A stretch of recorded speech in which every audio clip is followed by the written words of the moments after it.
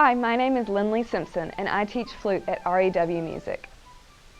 I fell in love with the flute when I was a little kid because my grandmother played the flute and she would let me put my fingers on the flute and try to make a sound for myself. So when I was in 6th grade and we had the instrument testing party, I got to try the flute and the clarinet and the trombone and the trumpet, and I just loved the flute. I could make a sound on it and I was so excited to start playing the flute.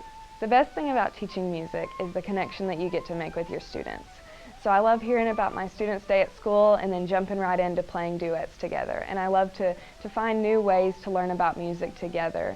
And each student is so different and they have so many different goals and needs and things that they need to focus on, and they love different things. Every student is so different, and so I love to find different ways for them to learn. You should take lessons with me because I love to have a lot of fun. I love to tailor the lessons specifically to what you would want to learn. So if you're into learning video game music, then we should print off some video game music and we should learn about that. Or if you're preparing for an audition, I would love to help you to learn your scales and learn all of your prepared pieces so that you can do the best you can. So I just like to find out what your specific goals are so that we can jump right into that and get you going.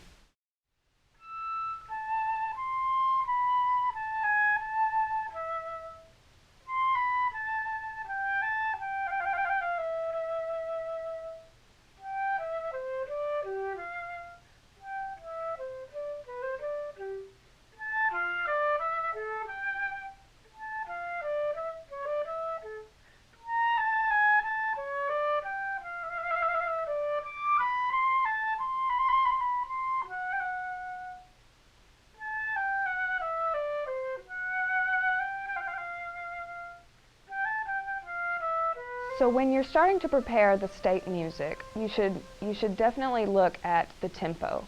It's in 4/4, but you should definitely remember this piece is really slow. So instead of putting your metronome on 36, you should probably bump it up to 8th note equals about 80. And then you will be able to make sure that your rhythm is right on time.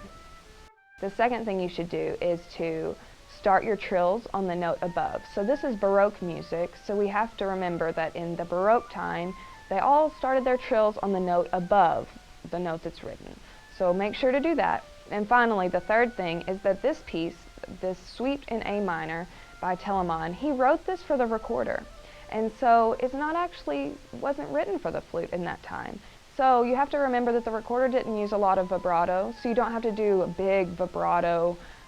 You should just keep the vibrato to a minimum and just use your very best tone and your very best sound.